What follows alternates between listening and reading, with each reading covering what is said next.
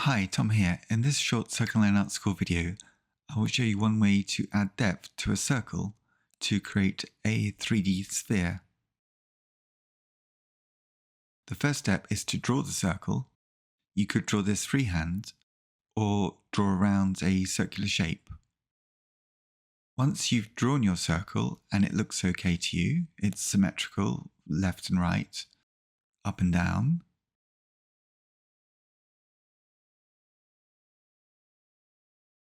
the next step is to draw two smaller circles inside as soft light guidelines for your shading. And then draw a soft light guideline also for a cast shadow at the base of the circle.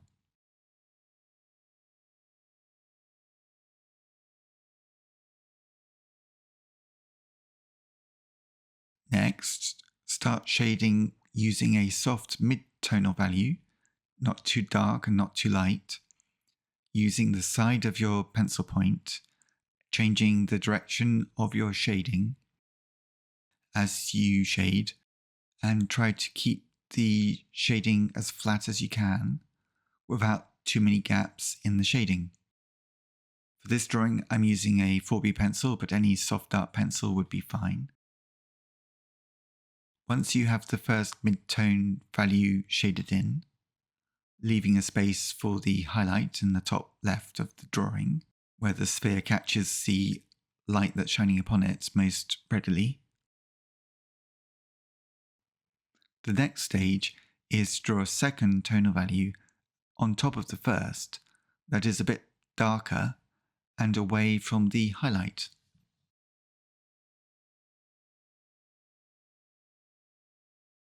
As you shade in this drawing, it's a good idea to move your pencil over the surface and not keep it in one position or one direction. Using the side of a blunt pencil and using small circular movements as you shade will keep the shading blended so that the shading naturally changes from darker to lighter by changing the pressure from stronger pressure for a darker mark to a lighter pressure for a lighter mark, so that you get the graded effect. As when you're adding shading to a curved surface, generally you need to have a graded shading.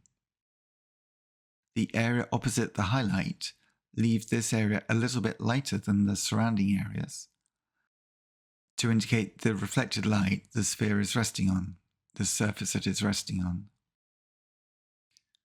As always when drawing, if you find an area that you think that you could improve, it's best to do it straight away as soon as you notice.